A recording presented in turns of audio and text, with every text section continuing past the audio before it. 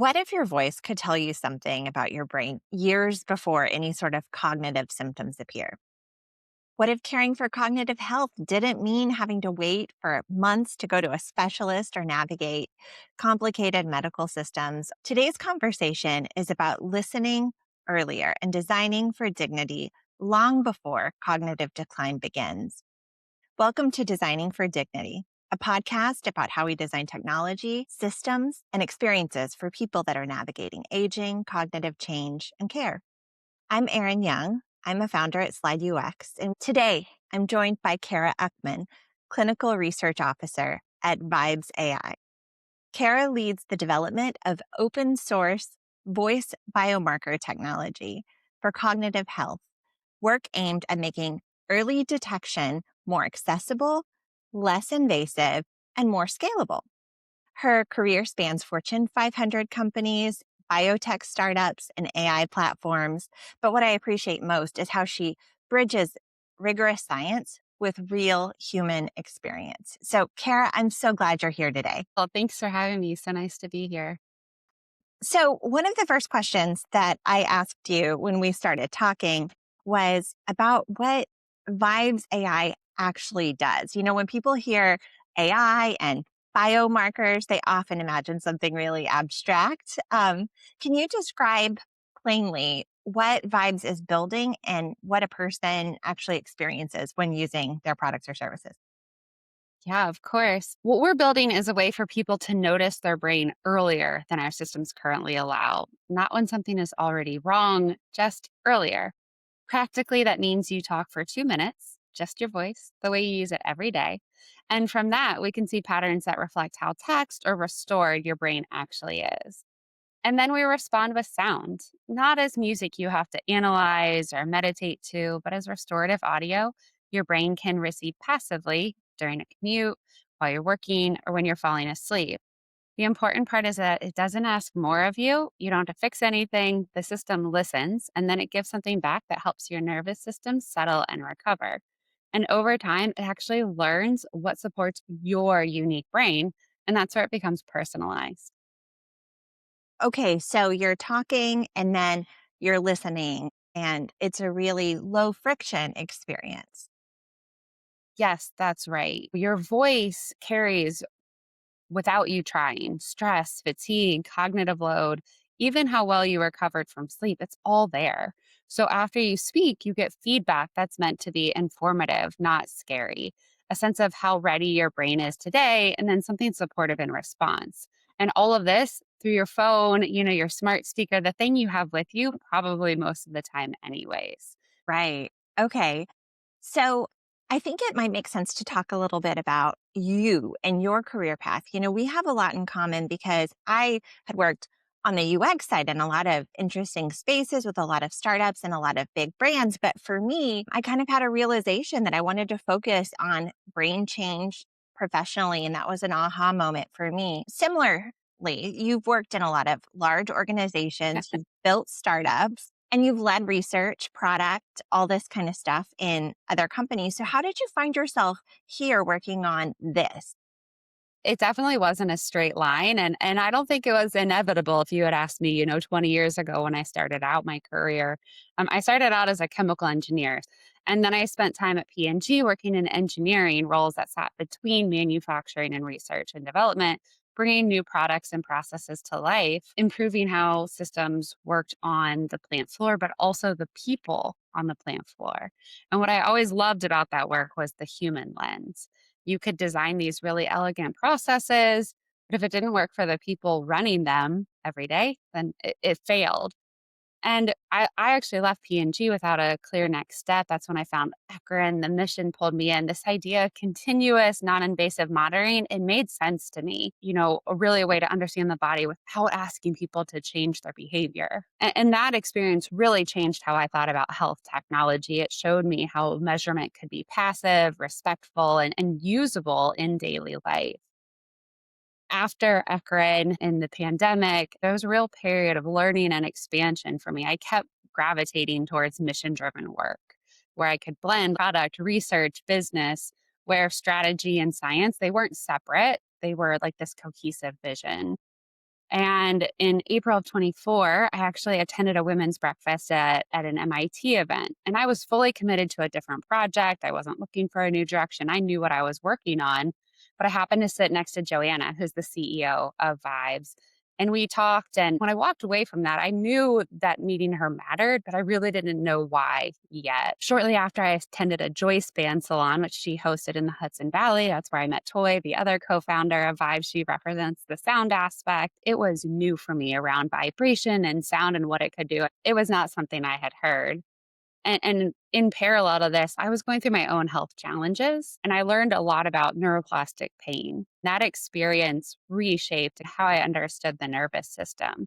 It felt like these threads that had been separate were all coming together. In early 25, I found myself trying to figure out what was next. And this opportunity at Vibes came up, and it really seemed to be this blend of all the pieces that I loved. And here we are. There's so much about that story I would want to drill in on. One thing that I noticed as you talked about it, I mean, you're the chief research officer. You met the CEO at a women's breakfast. And I think that you also mentioned that the person who's heading up voice is also female. So you've got a lot of female leadership in the company. Is that right? That's right. Yeah, the company is female founded. Toy and Joanna both have really unique backgrounds. There are some real pros in that, but being early stage venture, there are also some real cons to being female founded. Joanna is also Latina. Those things add up, not in our favor when it comes to venture fundraising and bringing vibes to life. Yeah, that's a really interesting point. Our company is also women led, although we've never had to go out and seek funding, but it's something that I hear a lot about. I think one really interesting aspect of the brain change space is the disproportionate impact that cognitive decline ends up having on women due to both their longer lifespans, but also societal norms that women are caretakers. And so I have been drawn to the cause of brain change from that perspective as well. I believe that Alzheimer's and dementia are women's issues. And so I find it interesting that you all have so many female leaders at the company. Yeah, and their stories align with that. So Toy is a caregiver for her aging parents. Joanna, part of her story around how she got into building vibes was around her father's cognitive decline and things she heard in his voice. So as a neurolinguistics person, and then Toy, this sound using sound therapy. She's an award-winning theater sound designer, wrote the book on psychoacoustics. And so they brought these two very distinct areas, but yeah, they share that common thread as females caring for others while also managing their own aging, menopause, perimenopause, all of these things that are unique to women. And so, yeah, it only makes sense that women should have a voice and a hand in what's being built to solve these challenges.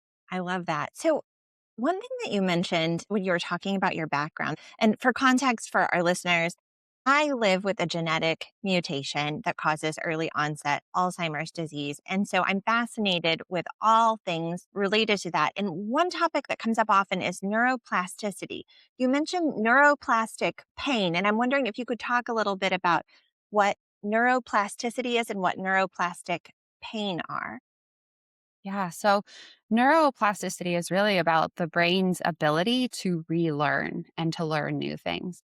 Sometimes we know that this is happening where we're intentionally trying to change a behavior, but other times neuroplasticity is really our brain's ability to learn something. So we think addiction pathways, mental health, even in how we respond to those things, that's all neuroplasticity, right? We get into those habits, right? Why do you open, a chocolate after lunch, right? That's kind of a learned behavior, but you can rewire those brain's pathways. And that's all around its ability to be flexible and to relearn, which is the beauty of brain health and being proactive.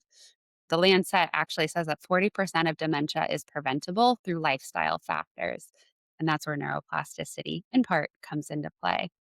For me, neuroplastic pain, I have celiac, which is an autoimmune disease. And my diagnosis story, it took a couple years to figure out what was going on, which is not uncommon.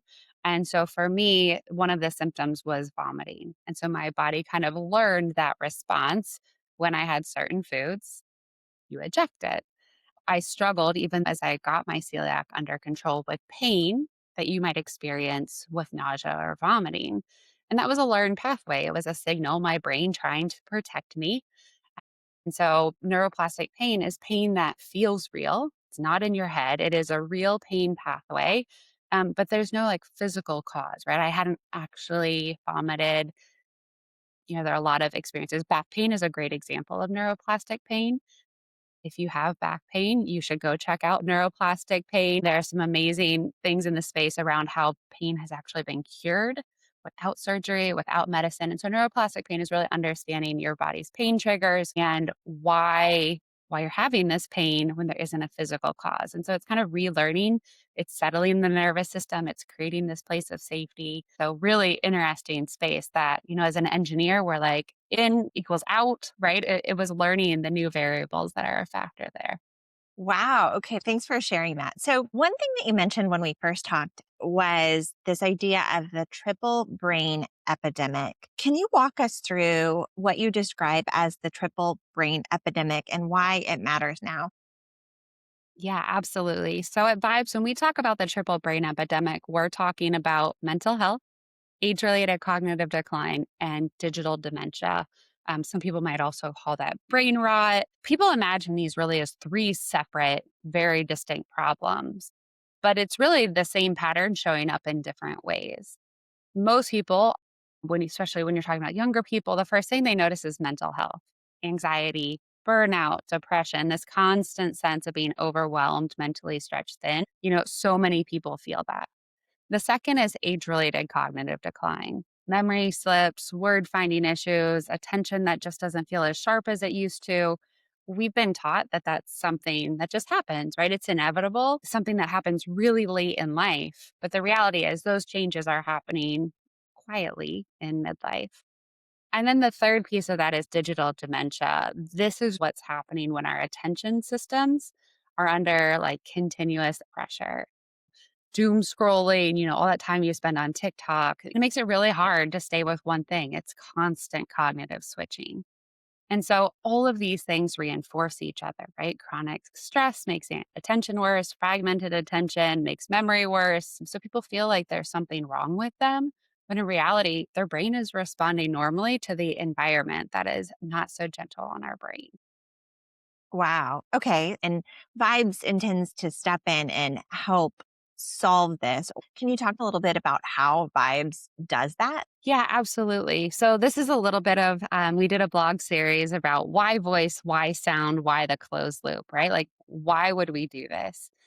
And voice should feel really natural from a user perspective. So that's part of why we chose that. And it turns out that from a scientific perspective, voice is really powerful because it reflects how the brain is functioning as an integrated system. It's one of the few signals that reflect how the brain is functioning in real life. When you speak, you're engaging your attention, your memory, your language, motor, how your mouth moves, right? Emotional regulation, autonomic control, breathing. So, I mean, there's a lot that goes into how we speak, and that makes it really incredibly information dense. And those subtle speech changes, things that none of us would really notice, voice picks up on those. And so we can actually predict those changes when we talk about age related cognitive decline years before people are symptomatic.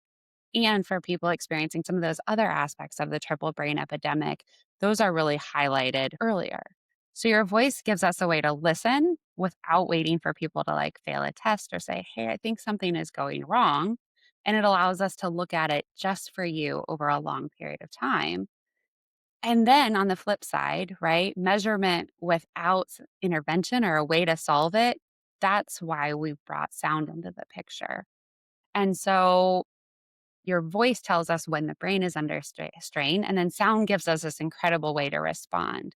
And it works because it supports the brain without asking for a lot of effort, right? You don't have to rely on motivation, focus, or behavior change. Your nervous system can absorb it passively. So that makes it really powerful when people are already depleted. So I think that's a big part of what Vibes is doing is creating this way to help you understand what's going on. Right now, your brain is a black box, even though you probably track everything, right? I got my Whoop band, I have my Apple Watch, I have an Aura ring I'm not wearing, right?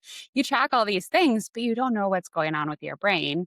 And then you're trying to figure out what do I do about that? So now what? Okay, now I know my brain is really tired. I already knew that possibly, right? I feel tired. So sound lets the brain recover without really having to try. Wow, that's really powerful. Your title is Chief Research Officer. And I'm super interested in research as a user experience professional, but I imagine the scope of your role as Chief Research Officer goes beyond just user research. What all are you doing in your scope of your role? Yeah. So we're an early stage startup, we're pre seed. So we all wear a lot of different hats. So, yeah, from a research perspective, right now I'm doing some customer interviews. So, doing a whole listening series. We're also looking at other, I guess, what people would consider more traditional research. So, I'm responsible for finding grants, applying for those, writing our full applications. If anyone has ever done grant writing, you know how intense those are, the 15-page project narratives, all the supplemental information. So we really believe in the foundation of science for vibes. We want to make sure that when we think about voice, there are 500 biomarkers in your voice. And so, how do we use those for mental health applications or for those early stage? How do we use them in the age related cognitive decline? How are we supporting people through dementia? Those are different whether you're 18 or 85, but there are similarities. So we really want to have that foundational longitudinal science advancing what's been done through the Framingham cohort as well as the Midas cohorts. Like there are these great research studies that are foundational, but they haven't been done kind of in the wild through your consumer devices, multilingual, right? Imagine if you are bilingual, how you speak is a little different than someone who might just be like a native Ohio Midwesterner with your accent. But we want to really personalize it to you, and that requires a strong foundation of science. So, your role is incredibly important to the organization. And grant writing is especially tough right now. Money isn't flowing quite like it was 5 or 6 years ago. So, your job is a big one. It is, we've been impacted by the change in the grants for sure. Vibes was up for an SBIR last year and it was cut. And so there was all of this research dollars that were set aside for cognitive health, early intervention, prevention, those spaces that we believe are so important for brain health. And unfortunately, there's been some real limitations in this space.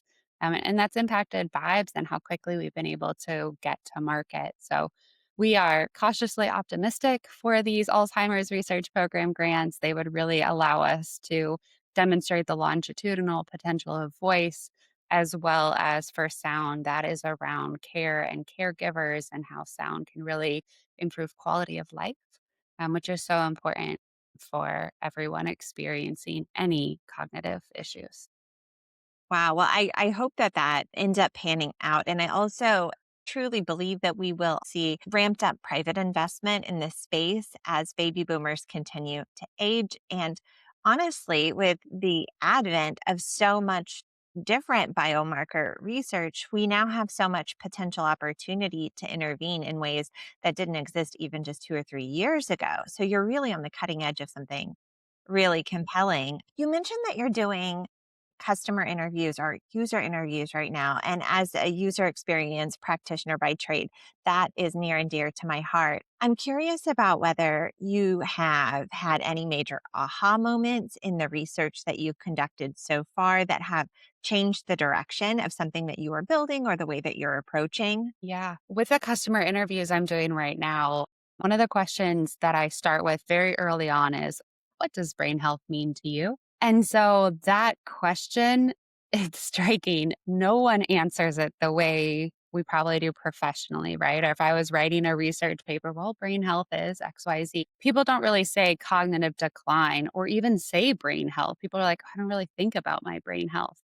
But then they talk about focus, capacity, sleep, whether they feel mentally clear enough to get through their day, whether they have enough bandwidth to think, to care, to show up. And it's amazing how that definition varies for people depending on what life stage they're in. But I think it's really been a lesson of how we talk to people. And the other piece of that, almost immediately, time comes up. They're saying, like, I don't have any more time for anything that asks more of me.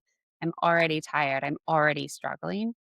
And so I think it's really interesting. Brain health shows up as capacity for a lot of people as a constraint. And so that has been a factor in how we think of our restorative audio is live on Apple Podcasts, Spotify, and we have everything from 5 to 90 minutes on there right now. And it's made me think about, okay, how many people are doing those 90-minute sessions? I put it on while I work, but what about those 1 minute in between, when you're on back to back Zoom calls?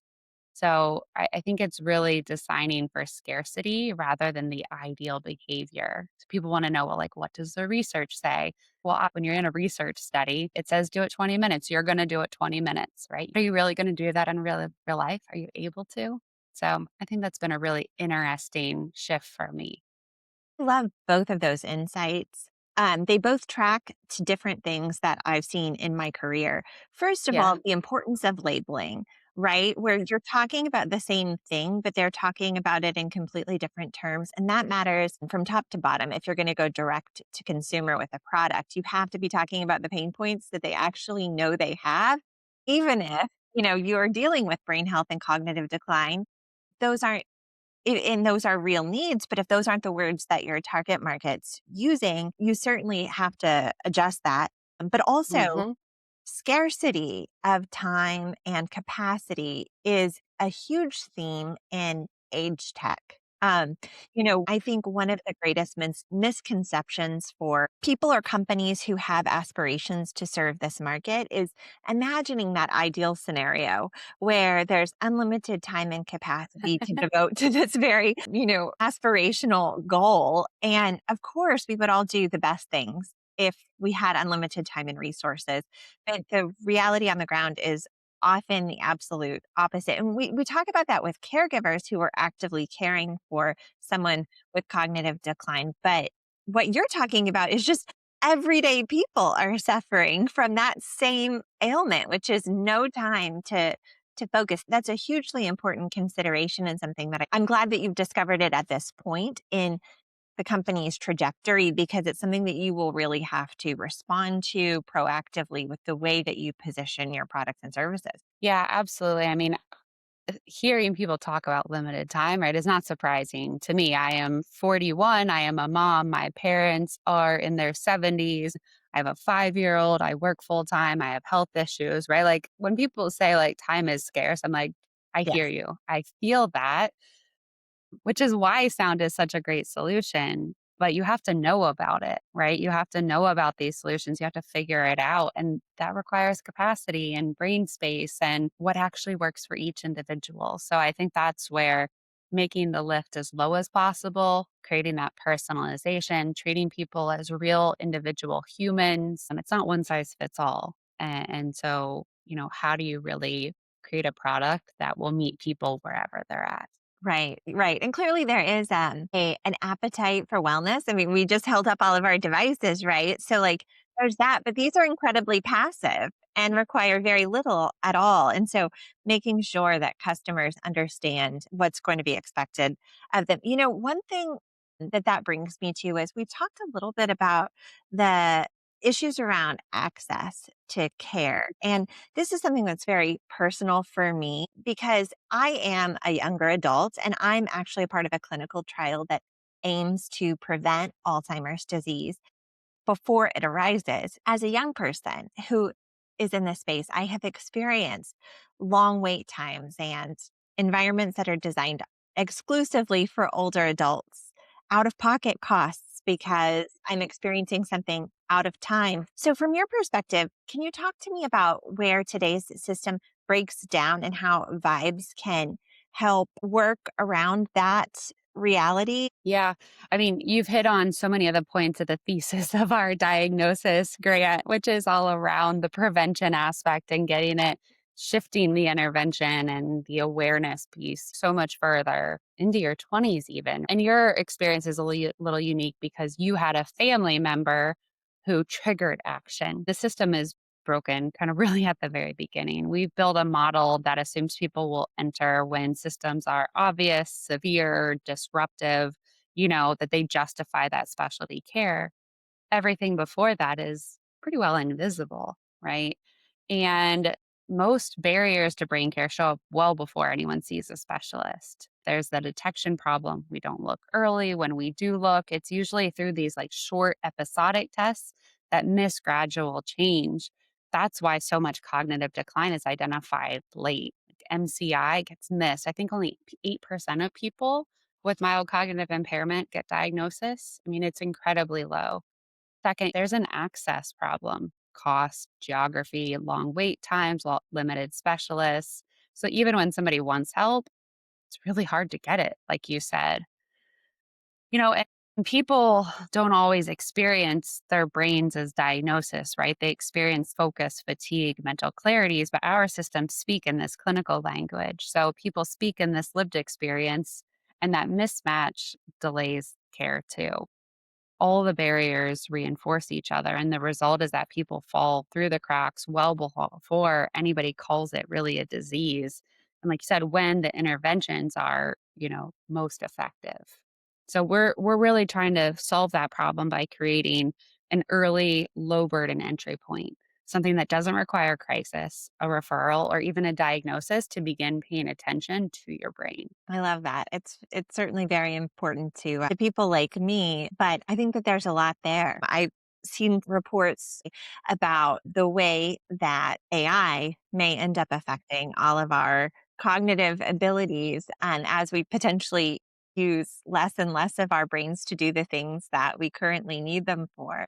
And I think that that will only increase the urgency of solutions to strengthen and empower us cognitively. Oh, I mean, I've had that experience, right, where I co-author something with my large language model buddy, and then I'm like, "What did we even write? What did I even say?" We do have to think about how we use AI. I think it's inevitable, but how we use it in a way that supports our brain health, helps amplify us, helps amplify our human superpowers, as opposed to taking away the humanness and that perspective that we bring.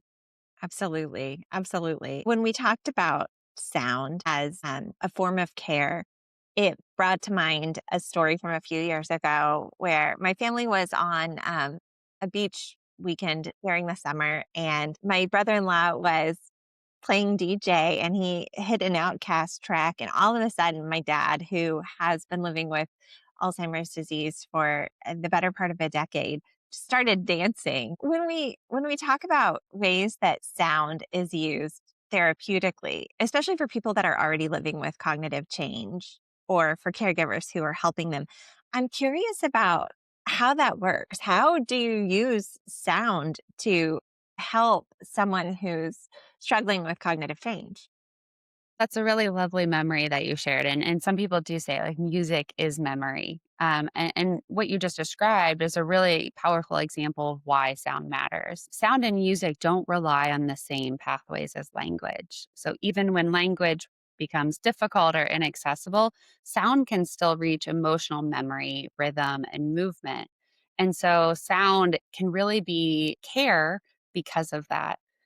There are actually MIT research, the pick hour study is a great example of specific frequencies. 40 hertz frequency is probably one of the ones you might be most familiar with.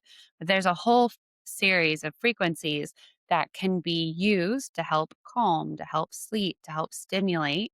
And so our restorative audio leverages those scientific frequencies with the expertise of a sound therapist, a psychoacoustics expert in toy, Victoria Diorio, and she's created these really unique, specific soundscapes that layer in everything from Tibetan drumming, crystal bowls, to these engineered frequencies to help people with that restoration. And so it can reduce agitation, create shared experience, and sometimes offer relief when other things stop working. That is really interesting. I think of voice and sound as being two sides of the same coin, but that's not true because voice is one pathway and that's using language, like you said, among other things. But sound doesn't necessarily rely on language. So it offers a bridge even when language has started to degrade. Voice and sound, I think, can be used together. That's the vision that we've created, this closed loop, this measure, treat, measure again, refine that personalization. But the reality is, Data is more powerful when it's multimodal. So when I'm looking at your sleep, plus your voice, plus your steps, plus, all the things, right? The multimodal data. And the same with interventions, right?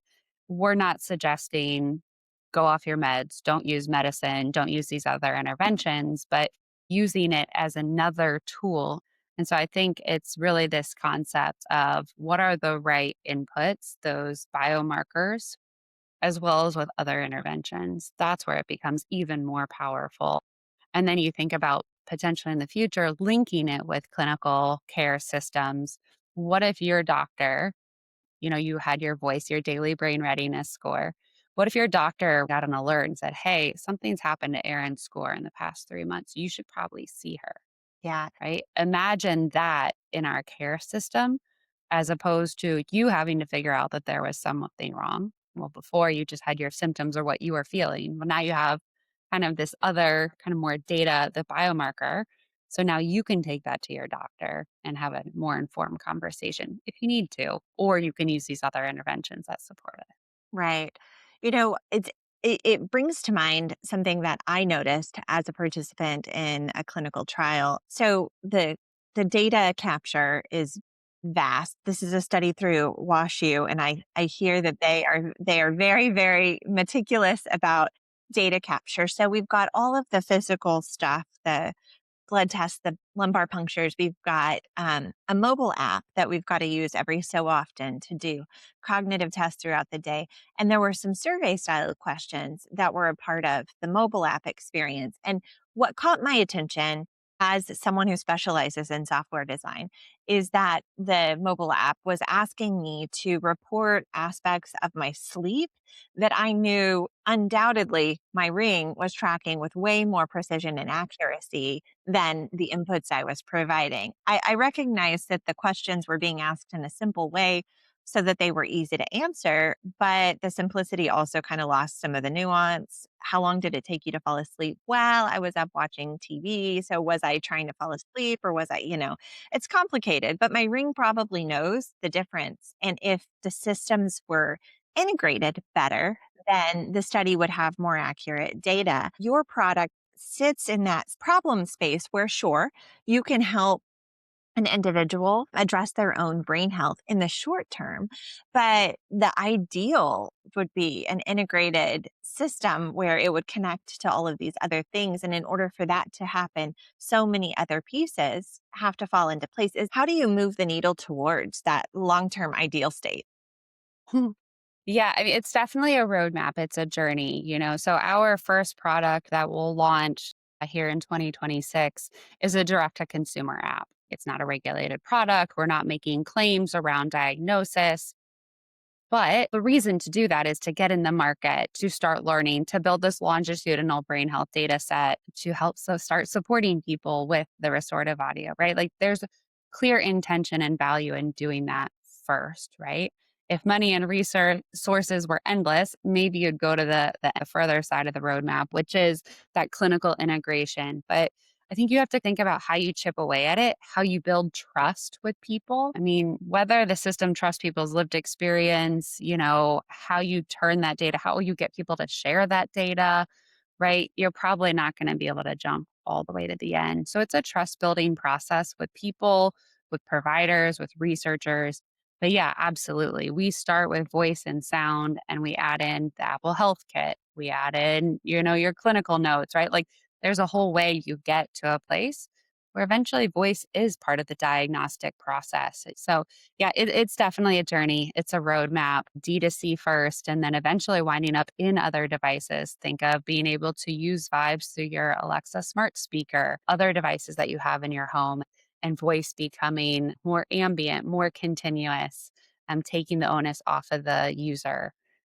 It really becomes this real time continuous monitoring, that vision where it can then autoplay sound. Hey, you sound stressed. Let me put that in your ear. Imagine if you didn't have to think about how you improved your brain health.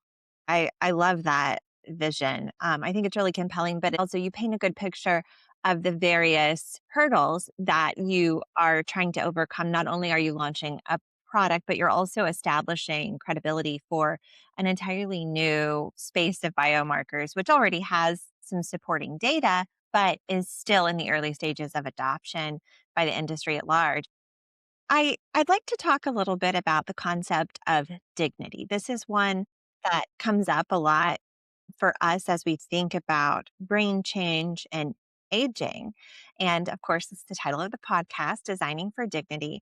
So, when you step back from the technology and the research and funding and all of the hurdles, what does dignity mean to you in the context of cognitive health and voice and sound? I think it's this concept of trust, right? It's trusting people's lived experiences. And, it's not about asking them to prove something is wrong before the system listens. So many people feel like they can sense these changes before you can get a diagnosis, right? I think dignity is honoring those signals instead of dismissing them. I love that.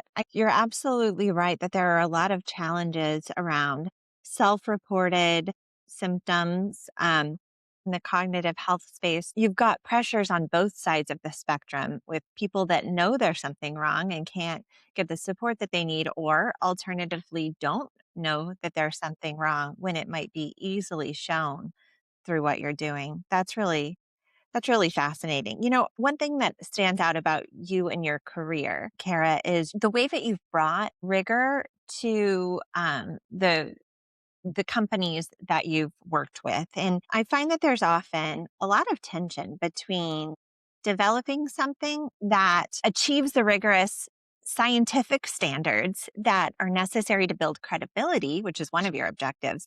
But then on the flip side, building something that real people are willing to use because of all of the time scarcity and capacity issues that we've talked about. So when you think about designing this tool that people actually want to use, especially regularly, daily even, how do you think about the tension between rigor and real usage? Yeah, I mean, if it's too hard and I don't have time, I'm not going to use it. And so when people use it daily, especially around brain health, the first priority has to be reducing cognitive burden, right? If a tool requires me to figure it out or have this over the moon motivation or like real resilience just to get started, it's already working against the people we're trying to support, right?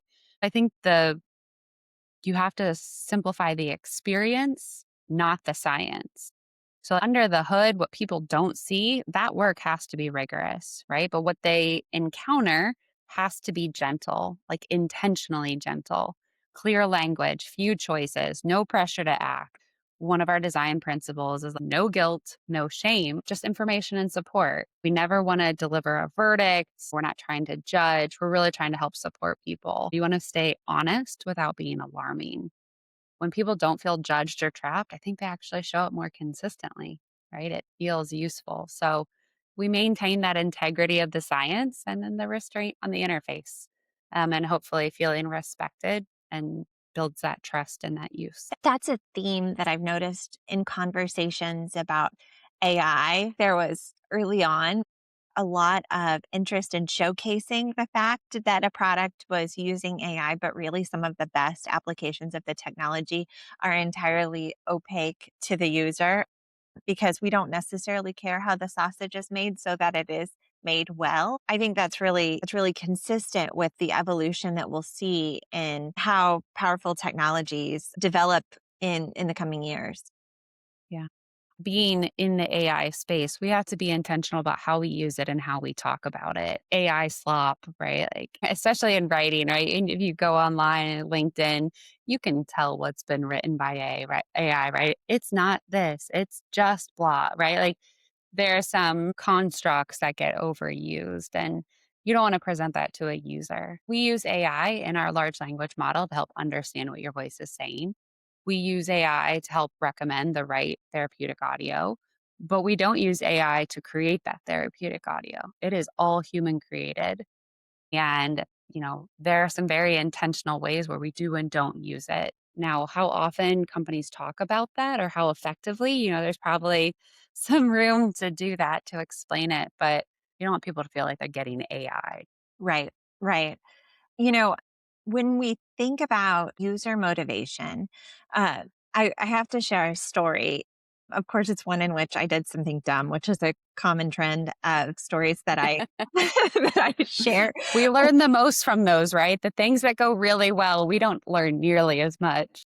So, years ago, I was a part of helping a client design a system that involved a lot of data input. And it was a point of tension for the team that was working on it because the developer saw so much potential to do more and more and more if we had more and more and more data. But all of that was really increasing the burden for the user. And so I struggled with it and continued to push for simplification of the user interface in order to drive usage. Eventually, in the course of this product's development, we stumbled upon the fact that while we'd been targeting this end user, it was actually a restaurant operator, that there were sales reps inside of the company that were serving the restaurant operators, and they were incredibly motivated to do the work, whereas the actual operators weren't. And what that taught me is that the difference in motivation levels from one persona to the other can sometimes hold strategic opportunity. And that's one thing that I think of with your product as well. There are barriers if you want a product that absolutely everybody in the world is willing to use, but there are also highly motivated populations for various reasons. I count myself among them, certainly, that may be willing to do a little bit more or accept a little bit more inconvenience because the stakes are higher for them. And in some ways, increased access to data helps support that. There are more people than ever that know about ApoE4 genetics, for example, and have an increased interest in protecting their brain health. So that's one thing strategically, too, is in kind of sorting out that mass market into sub segments with different levels of motivation and different tolerance levels. It's so true. And, the triple brain epidemic, right? I mean, our vision is to support people across the lifespan of brain health. But what you need as a 22-year-old recent graduate who is really concerned about focus and starting their career well, doesn't have much money, but has more time, that's very different than someone who's 45, has not as much time, possibly more money, different demands and is struggling with different things. The same concept, voice, sound, measure, personalize, it works for both of them. But why someone is going to go to it, what they need, how they might use it when they show up in their lives, right? Like, I'm not wearing headphones between the hours of 5 and 8 p.m. because my 5-year-old is around and needs me. Right? But yeah, at 22, I probably could have worn headphones from 5 to 8 PM while I was cooking dinner and working out. And so you're right. Like there's so much uniqueness and personalization. That's actually a place where AI can be incredibly beneficial is with that personalization, if done the right way. hmm You know, Speaking of personalization, for some clients, when we perform user research, the recordings of those conversations is considered to be biomarker data because voice data is sensitive. Voice data is personal, and cognitive health is emotionally loaded as well. I'm curious about how you balance ethical concerns around things like consent and privacy and autonomy with the fact that you envision a long term, longitudinal product for which consent is kind of an ongoing concept. Yeah, you've nailed it. It's ongoing. I mean, we talk about being able to track brain health as easily as your steps, but your cognitive health carries an emotional weight that step count never will, right? So the ethics and the consent, privacy, all of that has to be like first principle design. It has to be ongoing. It's not a one-time checkbox. It has to be meaningful consent. They understand what's being collected, why it's being used, and that they can change their mind without a penalty. And for this to become part of their wellness toolkit, there's got to be trust long term. So, if someone wants to walk away, they need to be able to do that cleanly without feeling trapped or punished. Just because they trusted us in the first place, they might be in a different position later on. We want to be a reliable, trusted source. And so, it's got to be first in design. Yeah. Yeah, I experienced that with having done the 23andMe to find my, ancestors and then learning about my family's rare genetic situation and watching the sale of 23andMe and the courtroom battles and everything, my consent for them to hold my genomic data has certainly changed over time. It's really wise that you're thinking about that. A lot of people are building tools in this space. And I think many of them are inspired by great intentions, life experiences, having someone that they love suffer from cognitive change in some way. What advice would you give to teams that are building digital tools in this space? Get out of your bubble and go talk to people. Yes, Talk to your potential users, talk to experts, talk to researchers, talk to advocacy groups, talk to everybody. And I say that as someone who is very type A, very comfortable in execution mode. I love building, I love shipping. Like it's easy to convince yourself, especially early stage when like every minute, every dollar counts, right?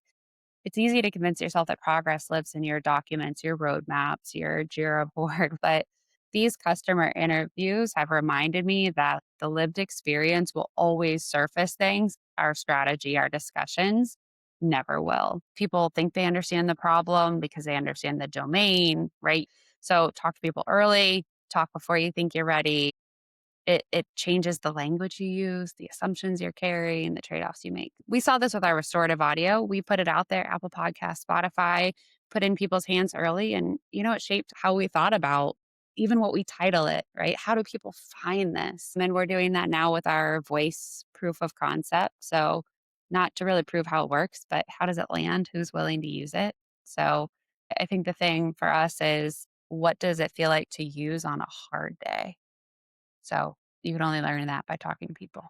that is beautiful. And it is so true. Someone else that I spoke with here on the podcast said, I understand the user. I understand one user myself. While it might feel expensive because it's time away from doing things that we perceive as productive, it's actually so cost effective because over the course of a few conversations, you can learn that the direction you were pursuing was impractical, or you learn about all of the small assumptions that you were making that you didn't even realize were assumptions, right? It shines a light. How you talk about brain health or cognitive decline, for example, might need to be about focus or productivity to the right audience. And that's the same thing, but it's hugely important. So I underscore that message 1,000%. So this has been so fabulous. As we wrap up, I want to talk about a very practical question. I'm curious who, if anyone, you're needing to meet right now, who you're hoping to hear for and how people can engage with you and the work you're doing. Yeah, thank you so much for asking that. I think there are really kind of 3 groups we're hoping to talk to. The first is investors, angels, or venture funds who are willing to fund what's next, not just kind of what's loud right now. People who care about brain health, dignity, long-term impact, and won't send a response that says, "You're too early." Second, people who want to participate in what we're building. I mentioned the customer interviews, we're preparing pilot programs. Like those conversations are truly shaping our product. I want to talk to more people. So if you're listening and you want to share your brain health perspective in 15 minutes, like I'll send you the link. I'd love to talk to you. And then third, people who just want to experience the care side of this work today. Our restorative audio is already available. Listen, subscribe, and see how it can support you in everyday life. And I do just want to call one thing out. When we talk about angels, we don't just mean institutional investors or people writing huge checks. We talked earlier about grant funding and how venture is in a weird space and there aren't a lot of dollars. So if there are people who are listening who might be thinking like, I believe in this, but I don't see myself as an investor. The truth is early belief can look really small on paper and still make a really big difference. Somebody wants to bet $1,000 on vibes, on this mission, on this approach, like that kind of belief genuinely matter. Please reach out if you're interested. So those are kind of my 3 asks. I'm so inspired by what you're doing. And, we're recording this at the start of 2026. It's a new year and optimistic about what you all will do in 2026. But I also appreciate the role of restorative audio after the chaos of the holidays. And I can't wait to partake in some of that myself. Yeah, our latest vibe drop dropped yesterday. It's fantastic. Toy recommends it for sleep as well as other ones. And one of my favorite is Think and Breathe. And that was in August, 5 drops. So there are so many out there today that can really help you with whatever you're challenging anxiety, stress, sleep, ADHD. So check it out. Tell us what you think. Your 5-star reviews matter. So we're grateful for all of the engagement and this conversation. Thank you, Erin. To talk about dignity and how we build in this space, we need to be doing it right and honoring those across the brain health lifespan. Absolutely. This conversation has been really inspiring. I appreciate what you're doing. And if this conversation resonated with you, we'll share links to Kara's work at Vibes AI in the show notes. And if you're building, caregiving, researching, or simply paying closer attention to brain change, aging, and care, thank you for being here. Again, for our listeners, Slide UX is a user experience design firm focused on brain change, aging, and care. And this podcast highlights the stories of innovators and people with lived experiences in the space. So, subscribe to our newsletter if you want to stay informed about upcoming episodes. But until next time, Kara, I just want to say thank you so much.